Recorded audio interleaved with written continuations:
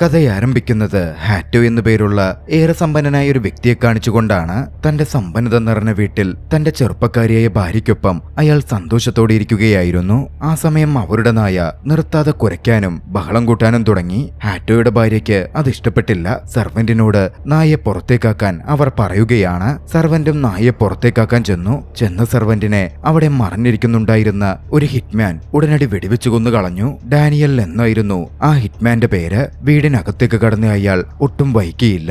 ഹാറ്റോയെയും ഭാര്യയെയും കൂടി കൊലപ്പെടുത്തി. പിന്നീട് തന്റെ പ്രവൃത്തികൾക്ക് തെളിവില്ലാതിരിക്കാൻ ആ വീടിന് തന്നെ അയാൾ തീയിട്ടു. ഡാനിയൽ യൂറോപ്പിലെ തന്നെ ഏറ്റവും വലിയ ഹിറ്റ്മാൻസിൽ ഒരാളായിരുന്നു.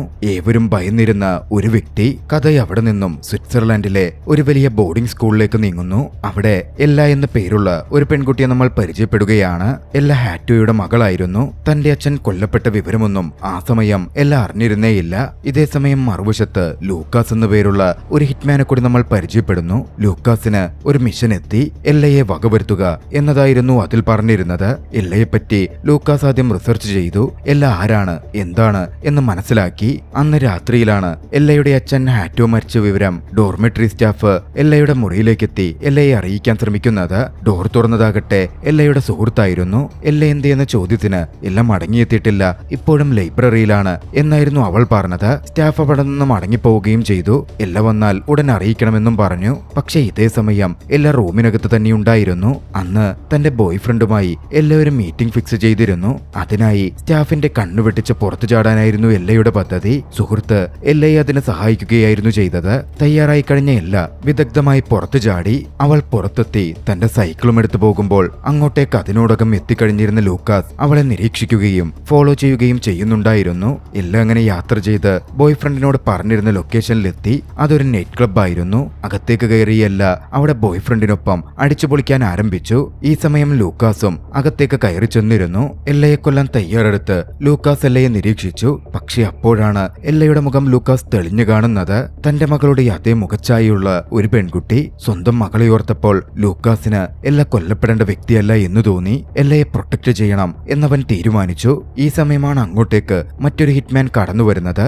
അയാൾ എല്ലയെ ഷൂട്ട് ചെയ്യാൻ തയ്യാറെടുക്കുന്നുണ്ടായിരുന്നു. ലൂക്കാസ് അത് ശ്രദ്ധിച്ചു. ഒട്ടും മടിച്ചില്ല. തന്റെ തോക്കെടുത്ത് ആ ഹിറ്റ്മാനെ വെടിവെച്ചു കൊന്നു. അതോടെ നൈറ്റ് ക്ലബിൽ ആകെ ഒരു കലാപാന്തരീക്ഷം പടർന്നു. ഏവരും ഭയന്നോടാനും മറ്റും ആരംഭിച്ചു. ആ സമയം ഒരു കാര്യം ലൂക്കാസിന് വ്യക്തമായി കഴിഞ്ഞിരുന്നു. എല്ലയുടെ തലയ്ക്ക് $1 മില്യൺ ആരോ വിലയിട്ടിട്ടുണ്ട്. നിരവധി ഹിറ്റ്മാൻസും അസാസിൻസും അവളുടെ പിന്നാലെ തന്നെ ഉണ്ടാകും. ലൂക്കാസ് എല്ലയെയും ബോയ് ഫ്രണ്ടിനെയും ഒരു തരത്തിൽ ക്ലബിന്റെ പുറത്തെത്തിച്ചു. അവരെ കാറിൽ കയറ്റി രക്ഷപ്പെടുത്തി ഓടിച്ചു പോവാൻ ആരംഭിച്ചു.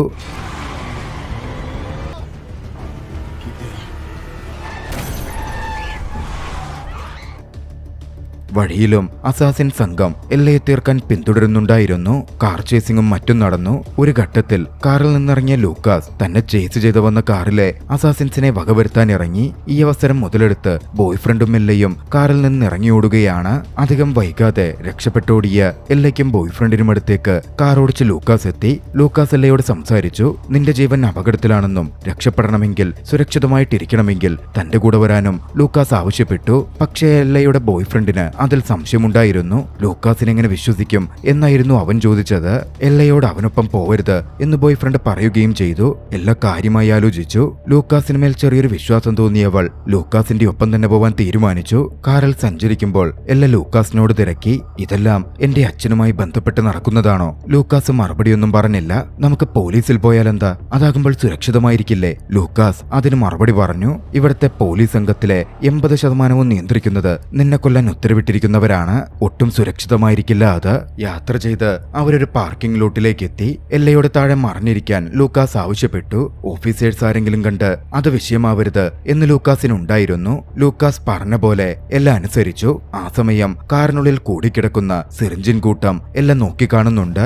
ലൂക്കാസ് മയക്കുമരുന്നിന് അഡിക്റ്റായ ഒരു വ്യക്തിയാണ് എന്നതിൽ നിന്നും എല്ലാം മനസ്സിലാക്കുന്നുണ്ടായിരുന്നു. പിന്നാലെ കാറ് മാറ്റി അവിടെ നിന്ന് മറ്റൊരു കാർ മോഷ്ടിച്ച് ബോർഡർ കടക്കാനായിരുന്നു ലൂക്കാസ് പദ്ധതിയിട്ടിരുന്നത്. നിർത്തിയിരുന്നത്. അവിടെ തുടരുന്നത് എല്ലയുടെ ജീവന് ഭീഷണിയാണ് എന്നവൻ വ്യക്തമാക്കി പറഞ്ഞിരുന്നു. ബോർഡർ കടക്കണം, അതിന് സുരക്ഷിതമായിട്ടുള്ളത് എല്ലക്കാരന്റെ ഡിക്കിയിൽ ഒളിക്കലാണ് എന്ന് ലൂക്കാസ് എല്ലയെ അറിയിച്ചു. മടിച്ചിട്ടാണെങ്കിലും എല്ല അത് അംഗീകരിച്ചു. ഡിക്കിയിൽ ഒളിച്ചിരുന്നു. തുടർന്നുള്ള യാത്രയിൽ എല്ല ലൂക്കാസിനോട് ഓരോ കാര്യങ്ങൾ ചോദിക്കുന്നുണ്ട്. നിങ്ങൾ മയക്കുമരുന്നിന് അഡിക്റ്റ് ആണോ എന്നെല്ല തിരക്കി. അതേയെന്ന് ലൂക്കാസ് മറുപടി പറഞ്ഞു. ഉപേക്ഷിക്കാൻ ശ്രമിക്കുന്നുണ്ട് എന്നും കൂട്ടിച്ചേർത്തു. സംസാരം തുടരുമ്പോൾ എല്ല തന്റെ ഉള്ളിലെ കാര്യങ്ങളും തുറന്നു പറഞ്ഞു. എല്ലയ്ക്ക് തന്റെ അച്ഛനെ ഇഷ്ടമല്ല. സ്റ്റെപ്പ് മദറിനോടും വളരെയധികം ദേഷ്യമാണ്. എല്ലയുടെ അച്ഛന് മയക്കുമരുന്നിന്റെ ഇടപാടുകളും മറ്റ് കാര്യങ്ങളും ഉണ്ടായിരുന്നു. അതുകൊണ്ടായിരുന്നു അവൾ അച്ഛനെ വെറുത്തിരുന്നത്. അച്ഛന്റെ ഈ മോശം ബിസിനസ്സാണ് അമ്മയുടെ മരണത്തിനും കാരണമായത് എന്നെല്ല പറഞ്ഞു. ഇപ്പോൾ അച്ഛന്റെ പ്രവൃത്തികൾ കൊണ്ട് എന്റെ ജീവനും അപകടത്തിലായിരിക്കുന്നു. അത്രയും പറഞ്ഞല്ല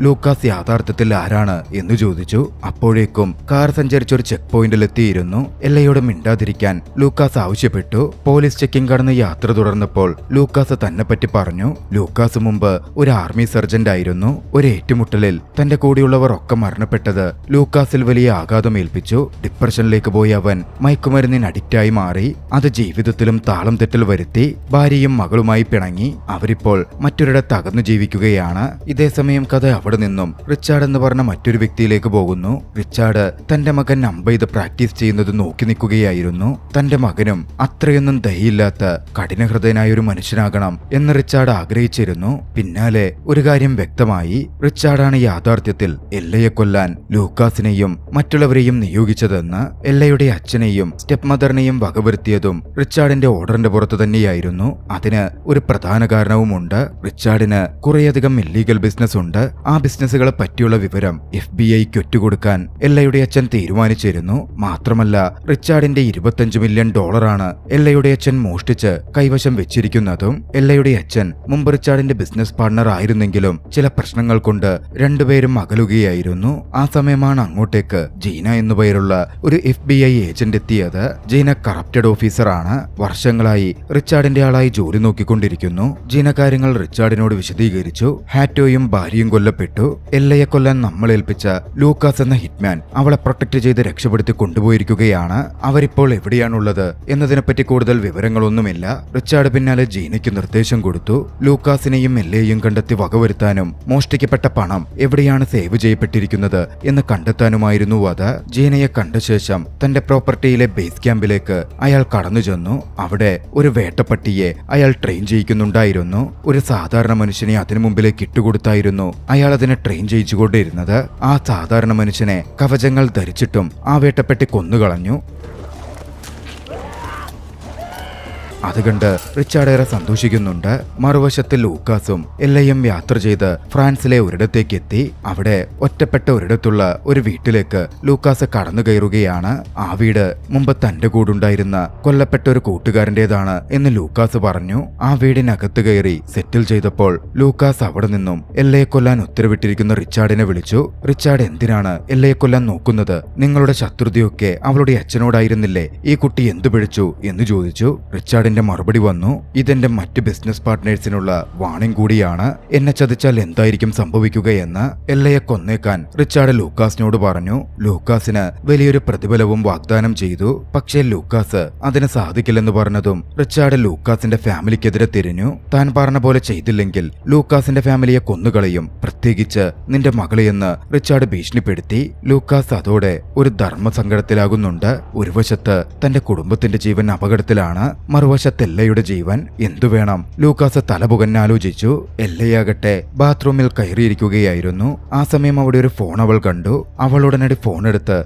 തന്റെ അച്ഛന്റെ നമ്പറിലേക്ക് വിളിച്ചു. പക്ഷേ കോൾ അറ്റൻഡ് ചെയ്തത് FBI-യിലെ ജീനയായിരുന്നു. കറപ്റ്റഡ് ഓഫീസറായ ജീന തന്നെ. ജീന എല്ലയോട് സംസാരിച്ചു. എല്ലയുടെ കൂടെയുള്ളത് എല്ലയെ കൊല്ലാനായി വിട്ട ലൂക്കാസ് എന്ന ഹിറ്റ്മാൻ ആണെന്നും അയാളുടെ കൂടെ ഒരിക്കലും എല്ല സുരക്ഷിതയായിരിക്കില്ലെന്നും അവളുടെ ഇപ്പോഴുള്ള ലൊക്കേഷൻ വേഗം തങ്ങൾക്ക് അയച്ചു തരാനും ജീന ആവശ്യപ്പെട്ടു. FBI ആണല്ലോ സംസാരിക്കുന്നത് എന്ന് ചിന്തിച്ച് എല്ലയാകട്ടെ തന്റെ ലൊക്കേഷൻ അയച്ചു കൊടുക്കുകയും ചെയ്തു. പുറത്തേക്ക് ഇറങ്ങിയപ്പോൾ ലൂക്കാസ് തോക്കുമായി നിൽക്കുന്നുണ്ട്. എല്ല ലൂക്കാസിനോട് നിങ്ങൾ എന്നെ കൊല്ലാനാണോ വന്നത് എന്ന് ചോദിച്ചു. ലൂക്കാസ് പറഞ്ഞു, അതെ, അങ്ങനെ തന്നെ ആയിരുന്നു. പക്ഷെ നിന്നെ കണ്ടപ്പോൾ എന്റെ മോളുടെ കാര്യം ഓർത്തു. അതോടെ നിന്നെ കൊല്ലാൻ എനിക്ക് സാധിച്ചില്ല. ഭയന്നയല്ല അവിടെ നിന്ന് ഓടി രക്ഷപ്പെടാൻ ശ്രമിച്ചു. ലൂക്കാസ് കാറെടുത്ത് അവളുടെ പിന്നാലെ പാഞ്ഞു. ഒടുവിൽ ഒരു തരത്തിൽ അവളുടെ അടുത്തെത്തി ലൂക്കാസ് എല്ലയോട് സംസാരിച്ചു. എല്ല, ഞാൻ നിന്നെ കൊല്ലുകയാണ് കൊല്ലുകയില്ല, നിന്നെ പ്രൊട്ടക്ട് ചെയ്യാൻ ഇപ്പോൾ ശ്രമിച്ചുകൊണ്ടിരിക്കുന്നത്. ലൂക്കാസ് എല്ലയെ പറഞ്ഞു മനസ്സിലാക്കാൻ ശ്രമിച്ചു. പിന്നാലെ അവളുടെ അച്ഛൻ കൊല്ലപ്പെട്ട കാര്യവും ലൂക്കാസ് അവളോട് വെളിപ്പെടുത്തി. തന്റെ അച്ഛന്റെ മരണവിവരം കേട്ടതും എല്ലാം ഞെട്ടിയിരുന്നു. എന്തൊക്കെ പറഞ്ഞാലും സ്വന്തം അച്ഛനാണല്ലോ. അവൾ വേദനയോടെ കണ്ണു നിറച്ചു. പിന്നാലെ ലൂക്കാസ് എല്ലയെയും കൂട്ടി ഭക്ഷണം കഴിക്കാൻ പോയി. പക്ഷേ അവിടെ വെച്ച് പെട്ടെന്ന് അവർ ആക്രമിക്കപ്പെടുകയാണ്.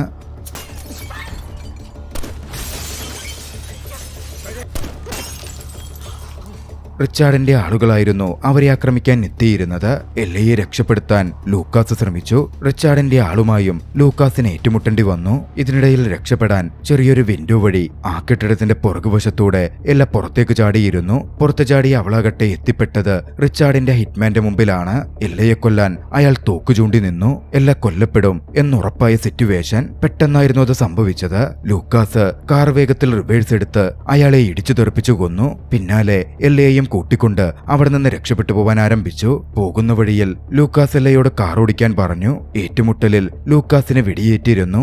ആ വെടിയുണ്ട ട്രീറ്റ് ചെയ്യാനായിരുന്നു എല്ലയെ കൊണ്ടവൻ കാർ ഓടിപ്പിച്ചത്. എല്ലയാണെങ്കിൽ ആകെ പരിഭ്രാന്തിയിലായിരുന്നു. മുമ്പോട്ട് പരിഭ്രാന്തിയോടെ കാർ ഓടിച്ച് അവൾ കാർ അപകടത്തിൽപ്പെടുത്തി. അതോടെ അവർക്ക് കാൽനടയായി മുമ്പോട്ട് പിന്നീട് സഞ്ചരിക്കേണ്ടി വരികയാണ്. യാത്ര ചെയ്ത് അവരൊടുവിൽ ഒരു റെയിൽവേ സ്റ്റേഷനിലെത്തി. റെയിൽവേ വഴി ബോർഡർ കടക്കാനായിരുന്നു ലൂക്കാസിന്റെ തീരുമാനം. അവിടെ വെച്ച് ലൂക്കാസ് തന്റെ ഒരു സുഹൃത്തിനെ വിളിച്ചു. അടുത്ത സ്റ്റേഷനിൽ വെച്ച് ട്രെയിനിൽ കയറണമെന്നും തനിക്ക് കുറച്ച് സഹായം വേണമെന്നും അവൻ അവളോടായി പറഞ്ഞു. അവരങ്ങനെ സ്റ്റേഷനിൽ ട്രെയിനായി വെയിറ്റ് ചെയ്യാൻ തുടങ്ങി. ആ സമയമാണ് ഒരു പോലീസ് ഓഫീസർ അവരുടെ അടുത്തേക്ക് വരുന്നത്. പോലീസ് ഓഫീസർ ലൂക്കാസിന്റെ ഐഡന്റിറ്റി കാർഡ് ചോദിച്ചു. എല്ലാം ഭയന്നിരിക്കുകയായിരുന്നു. ലൂക്കാസ് കാർഡ് എടുത്ത് പോലീസിന് കൊടുത്തു. പോലീസ് അത് പരിശോധിച്ച് കുഴപ്പമൊന്നുമില്ലാത്ത രീതിയിൽ തിരികെ പോയി. സംഭവം എന്തെന്നാൽ അവിടെ എത്തുന്നതിന് മുമ്പേ ഫേക്ക് ID കാർഡ് അടക്കം ലൂക്കാസ് ഒക്കെയും മോക്കിയാക്കിയിരുന്നു. അവരങ്ങനെ ട്രെയിനിൽ യാത്ര ചെയ്യാൻ തുടങ്ങി. അടുത്ത സ്റ്റേഷൻ എത്തിയപ്പോൾ ലൂക്കാസിന്റെ സുഹൃത്തായ സൂസൻ ട്രെയിനിലേക്ക് എത്തി. സൂസൻ ഒരു അസാസിനാണ്. മാത്രമല്ല വർഷങ്ങളായി ലൂക്കാസുമായി അവൾക്ക് സൗഹൃദവുമുണ്ട്. ലൂക്കാസിന്റെ കാലിൽ വെടിയേറ്റിരുന്നു. അത് ട്രീറ്റ് ചെയ്യാനായിരുന്നു സൂസനെ ലൂക്കാസ് വിളിച്ചു വരുത്തിയത്. എല്ലയോട് അവിടെ നിന്ന് പുറത്തേക്ക് മാറി നിൽക്കാൻ പറഞ്ഞ് സൂസൻ ലൂക്കാസിന്റെ കാലിലെ മുറിവ് ട്രീറ്റ് ചെയ്തു. എല്ല എങ്ങനെ മാറിയിരുന്ന് തന്റെ അച്ഛന്റെ ഫോട്ടോയൊക്കെ നോക്കി ഓരോന്നോർത്ത് വിഷമിക്കാൻ ആരംഭിച്ചു. ലൂക്കാസിന്റെ ട്രീറ്റ്മെന്റും മറ്റും കഴിഞ്ഞതും സൂസൻ പുറത്തിരിക്കുന്ന എല്ലയുടെ അടുത്തേക്ക് ചെന്നു. എല്ലയോട് സംസാരിച്ചു. ലൂക്കാസ് ഒരു മയക്കുമരുന്ന് അഡിക്റ്റ് ആണ്. എപ്പോ എന്തു ചെയ്യും, എങ്ങനെ പ്രവർത്തിക്കുമെന്നൊന്നും പറയാൻ പറ്റില്ല. നിനക്ക് സുരക്ഷിതയായിരിക്കണമെങ്കിൽ അടുത്ത സ്റ്റേഷനിൽ ഇറങ്ങി എങ്ങോട്ടാണെന്ന് വെച്ചാൽ നീ രക്ഷപ്പെട്ടോ. സൂസൻ അവളോടായി പറഞ്ഞ് തിരികെ ലൂക്കാസിന്റെ അടുത്തേക്ക് ചെന്നു. ട്രെയിൻ അപ്പോൾ ഒരു സ്റ്റോപ്പിലെത്തുകയായിരുന്നു. ലൂക്കാസിനോട് സൂസൻ സംസാരിച്ചുകൊണ്ടിരുന്നു. മയക്കുമരുന്ന് കാണിച്ച് അവനൊന്ന് പ്രകോപിപ്പിക്കുകയും ചെയ്തു. ഇതൊക്കെ കണ്ടപ്പോൾ ലൂക്കാസിന് കുറെ സംശയങ്ങൾ തോന്നിയിരുന്നു. എവിടെ സൂസനോട് അവൻ ചോദിച്ചു. ആദ്യമൊന്നും സൂസൻ ഒന്നും പറയാൻ കൂട്ടാക്കിയില്ലെങ്കിലും പിന്നാലെ ലൂക്കാസ് ഭീഷണിപ്പെടുത്തിയപ്പോൾ എല്ലാ കഴിഞ്ഞ സ്റ്റോപ്പിൽ ഇറങ്ങിയെന്നും റിച്ചാർഡിന്റെ കൊട്ടേഷൻ തനിക്കുണ്ടായിരുന്നുവെന്നും സൂസൻ ലൂക്കാസിനോടായി പറഞ്ഞു. നിന്നെ എല്ലയിൽ നിന്ന് അകറ്റാനായിരുന്നു എന്നോട് ആവശ്യപ്പെട്ടത് എന്നും സൂസൻ വ്യക്തമാക്കുന്നുണ്ട്. വിവരം കേട്ടതും ട്രെയിനിൽ നിന്ന് ഇറങ്ങുവാൻ വേണ്ടി ലൂക്കാസ് വേഗം പുറത്തേക്കിറങ്ങി. ഇതേസമയം സ്റ്റേഷനിൽ ഇറങ്ങിയിരുന്ന എല്ലയാകട്ടെ എന്തു ചെയ്യണമെന്നറിയാതെ ഭയന്നു നിൽക്കുകയായിരുന്നു. ആ സമയം ഡാനിയൽ എല്ലയ്ക്കടുത്തേക്ക് എത്താൻ തുടങ്ങി. എല്ലയുടെ അച്ഛനെയും അമ്മയെയും കൊന്ന അതേ ഹിറ്റ്മാൻ തന്നെ. ഡാനിയൽ എല്ലയുടെ അടുത്തെത്തിയപ്പോഴേക്കും അങ്ങോട്ടേക്ക് ലൂക്കാസ് വന്നിരുന്നു. ലൂക്കാസും ഡാനിയലും തമ്മിൽ അവിടെ വെച്ച് പിന്നെ അരങ്ങേറിയതൊരു ഷൂട്ടൌട്ടാണ്. ഷൂട്ടൌട്ടിനിടയിൽ ഉണർന്നു പ്രവർത്തിച്ച ലൂക്കാസ് എല്ലയെ അവിടെ നിന്ന് രക്ഷപ്പെടുത്തി കൊണ്ടുപോവുകയാണ്. അവിടെ നിന്നും ഒരു ഷിപ്പിൽ ഇംഗ്ലണ്ടിലേക്ക് രക്ഷപ്പെടാൻ അവർ തീരുമാനിച്ചു. യാത്രാമധ്യേ എല്ല ലൂക്കാസിനോട് ചോദിച്ചു, എപ്പോഴെങ്കിലും നിങ്ങൾ എന്നെ കൊല്ലാൻ നോക്കുമോ? ലൂക്കാസ് മറുപടിയൊന്നും പറഞ്ഞില്ല. എല്ലയെ എങ്ങനെ ആയുധം ഉപയോഗിക്കണം എന്ന് കൃത്യമായി പഠിപ്പിക്കാൻ തുടങ്ങിയിരുന്നു. എല്ല പക്ഷേ വീണ്ടും പരിശീലനത്തിനിടയിൽ അതേ ചോദ്യം ചോദിച്ചു. ലൂക്കാസ് എല്ല പരിശീലിച്ചുകൊണ്ടിരുന്ന തോക്ക് തന്റെ നെഞ്ചിലേക്ക് വെച്ചു. നിനക്കെന്നെ വിശ്വാസമില്ലെങ്കിൽ ഇപ്പോഴേ കൊന്നേക്ക് എന്ന് പറഞ്ഞു. ഒടുവിൽ ലൂക്കാസിനെ വിശ്വസിക്കാൻ എല്ല തീരുമാനിക്കുകയാണ്. അങ്ങനെ യാത്ര ചെയ്ത ഒടുവിൽ അവർ ഇംഗ്ലണ്ടിലെത്തി. ലൂക്കാസ് എല്ലയെ തന്റെ ഒഴിഞ്ഞുകിടന്ന ഒരു പഴയ വീട്ടിലേക്ക് കൊണ്ടുപോയി. അവിടെ എത്തിയപ്പോഴാണ് എല്ലാ ചോദ്യം ലൂക്കാസിനോട് ചോദിക്കുന്നത്. തന്നെ കൊല്ലാൻ ശ്രമിക്കുന്നത് ആരാണെന്നറിയാമോ എന്നായിരുന്നു അവളുടെ ചോദ്യം. ലൂക്കാസ് പറഞ്ഞു, റിച്ചാർഡ് എന്ന് പറഞ്ഞ വ്യക്തിയാണ്. പുറത്ത് വളരെ വലിയ കോർപ്പറേറ്റ് എന്ന ഭാവമാണ് കാണിക്കുന്നതെങ്കിലും പിറകിൽ അയാൾ ഒരു ഇല്ലീഗൽ ബിസിനസ്സുകാരനാണ്. അവിടെ ഉണ്ടായിരുന്ന കമ്പ്യൂട്ടർ ഉപയോഗിച്ച് റിച്ചാർഡ് ആരാണ് എന്നെല്ലാം തിരയാൻ തുടങ്ങി. നോക്കിയപ്പോൾ റിച്ചാർഡിന്റെ കമ്പനി അഡ്രസ്സും റിച്ചാർഡ് ആരാണെന്നും അതിൽ നിന്നുമെല്ലാം നോക്കിക്കാണുകയാണ്. തങ്ങളുള്ളതിന്റെ തൊട്ടടുത്താണ് റിച്ചാർഡിന്റെ കമ്പനി ഉള്ളത് എന്നെല്ലാം മനസ്സിലാക്കിയിരുന്നു. എല്ലാം എഴുന്നേറ്റ് റിച്ചാർഡിന്റെ അടുത്തേക്ക് ചെന്നു. റിച്ചാർഡ് ആണെങ്കിൽ മയക്കുമരുന്നില്ലാത്തതുകൊണ്ട് അതുപേക്ഷിക്കാൻ ശ്രമിക്കുന്നതുകൊണ്ടും വിട്രോവൽ സിംറ്റംസ് കാരണം ഒരുപാട് കഷ്ടപ്പെടുകയായിരുന്നു. എല്ലാം ലൂക്കാസിനോട് പറഞ്ഞു, റിച്ചാർഡിനെ നിങ്ങൾ കൊന്നാൽ റിച്ചാർഡ് ഓഫർ ചെയ്തതിന്റെ അതിന്റെ 10 ഇരട്ടി ഞാൻ തരാം. എന്റെ അച്ഛന്റെ സ്വത്തുക്കളുടെയൊക്കെ ഒരേ ഒരു അവകാശി ഇനി ഞാൻ മാത്രമാണ്. ലൂക്കാസ് ഒക്കെ കേൾക്കുന്നുണ്ടെങ്കിലും ഒന്നും മിണ്ടുന്നുണ്ടായിരുന്നില്ല. വിഡ്രോവൽ സിംറ്റംസ് കാരണം അവൻ ബുദ്ധിമുട്ടിക്കൊണ്ടിരിക്കുകയായിരുന്നു. ലൂക്കാസ് ഒന്നും പറയാത്തത് കണ്ടപ്പോൾ എല്ലയുടെ രോഷമിരച്ചു. സ്വന്തം കൈകൾ കൊണ്ട് തന്നെ ഒക്കെ അവസാനിപ്പിക്കാൻ തീരുമാനിച്ച് ലൂക്കാസിന്റെ തോക്കുമെടുത്ത് റിച്ചാർഡിന്റെ ഓഫീസിലേക്ക് എല്ല പുറപ്പെട്ടു. ചെറിയ ബോധത്തിലായിരുന്ന ലൂക്കാസ് എല്ലയോട് പോകരുതെന്ന് പറഞ്ഞെങ്കിലും എല്ല അവിടെ നിന്ന് പോവുക തന്നെ ചെയ്തു. ഒടുവിൽ അവിടെ നിന്ന് പുറപ്പെട്ട് റിച്ചാർഡിന്റെ ഓഫീസിന്റെ മുമ്പിലേക്ക് എല്ല എത്തിച്ചേരുകയാണ്. റിച്ചാർഡിനെ എതിരിടാൻ തന്നെ അവൾ തീരുമാനിച്ചിരുന്നു. ഓഫീസിന്റെ റിസപ്ഷനിലേക്ക് കടന്ന് റിച്ചാർഡിനെ വിളിക്കാൻ അവൾ ആവശ്യപ്പെട്ടു. താൻ നേരിട്ട് വന്നതാണ് എന്നവൾ അറിയിക്കുകയും ചെയ്തു.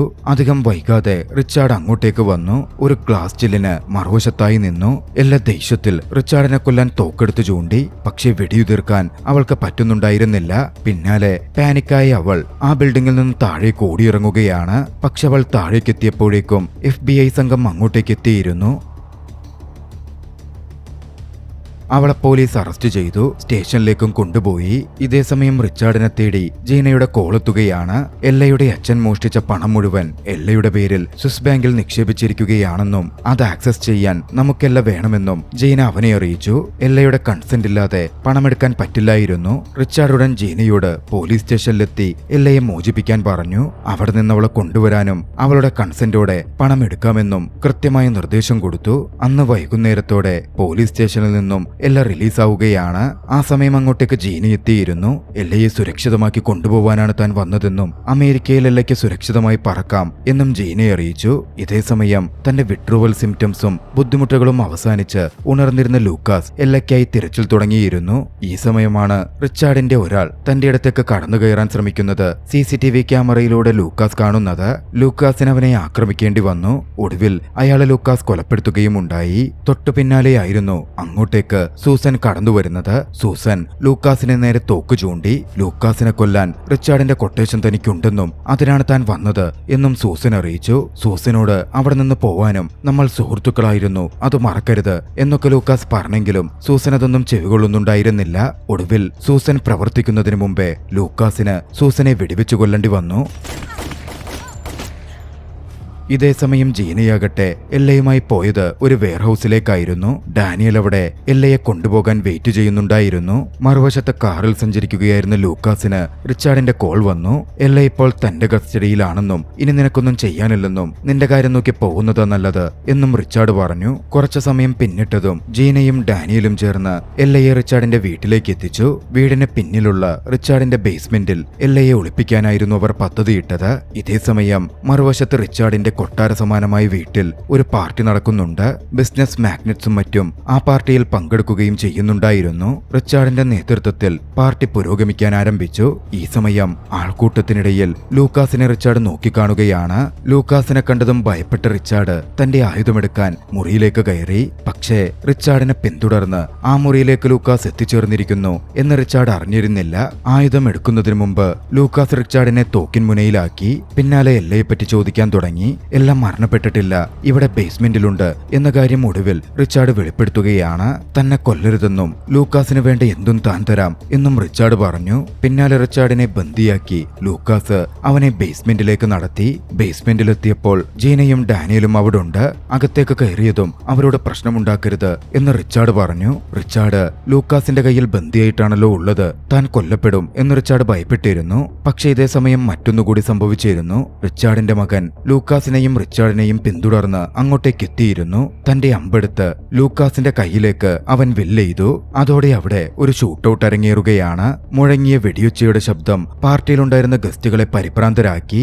ഇതേസമയം ഷൂട്ടൌട്ടിനിടയിലും മറ്റുമായി വളരെ വിദഗ്ധമായി ജീനയെ കൊലപ്പെടുത്താൻ ലൂക്കാസിന് കഴിഞ്ഞു. ഈ അവസരത്തിൽ അവിടുത്തെ ഒരു ഇടനാഴിയിലൂടെ രക്ഷപ്പെടാൻ എല്ല ശ്രമിക്കുന്നുണ്ടായിരുന്നു. പക്ഷേ എല്ല എത്തിപ്പെട്ടതാകട്ടെ ഡാനിയലിന്റെ മുന്നിലേക്കാണ്. ഡാനിയൽ എല്ലയെ കൊലപ്പെടുത്താൻ തോക്ക് ചൂണ്ടി. അവളുടെ ഷോൾഡറിൽ വെടിയേൽക്കുക പോലും ചെയ്തു. പ്രതീക്ഷകളൊക്കെ അവസാനിച്ച സമയം ഭാഗ്യവശാൽ കൃത്യസമയം ലൂക്കാസ് അങ്ങോട്ടേക്ക് എത്തി. ലൂക്കാസും ഡാനിയലും തമ്മിൽ വളരെ വലിയൊരു കയ്യാങ്കളിയിലേക്ക് കാര്യങ്ങൾ നടന്നു. കനത്ത ഫൈറ്റ് തന്നെ സംഭവിച്ചു.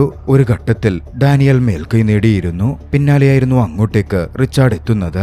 റിച്ചാർഡ് ആദ്യമേ ഡാനിയലിനെയായിരുന്നു വെടിവെച്ചു കൊന്നത്. സംഭവം എന്തെന്നാൽ കാര്യം കഴിഞ്ഞാൽ ലൂക്കാസിനെയും അതേപോലെ ഡാനിയലിനെയും കൊന്ന് ഒരു തെളിവുകളും ഇല്ലാതാക്കാൻ റിച്ചാർഡ് നേരത്തെ തീരുമാനിച്ചിരുന്നതാണ്. അതിൽ ഡാനിയലിനെ കൊന്നു തള്ളി. അടുത്തത് കൊല്ലാൻ പോകുന്നത് ലൂക്കാസിനെയാണ്. ലൂക്കാസിനെ കൊല്ലാൻ റിച്ചാർഡ് തോക്ക് ചൂണ്ടി. പക്ഷേ മറ്റൊന്ന് സംഭവിച്ചു. ഡാനിയലിന്റെ തോക്ക് എല്ലയുടെ കയ്യിൽ കിട്ടിയിരുന്നു. വീണുകിടന്നിരുന്ന എല്ല ആ തോക്കെടുത്ത് ഒട്ടും മടിക്കാതെ റിച്ചാർഡിനെ വെടിവെച്ചു കൊന്നു. റിച്ചാർഡ് അങ്ങനെ കൊല്ലപ്പെട്ടു. എഴുന്നേറ്റ ലൂക്കാസ് പരിക്കേറ്റ എല്ലയെയും പൊക്കിയെടുത്ത് നേരെ പുറത്തേക്കിറങ്ങി. ആംബുലൻസിൽ അവളെ ആശുപത്രിയിലേക്ക് കയറ്റിവിട്ടു. ആ സംഭവങ്ങൾ നടന്ന് കുറച്ച് മാസങ്ങൾക്ക് ശേഷം ലൂക്കാസിനെ തേടി എല്ലയുടെ കോൾ വന്നു.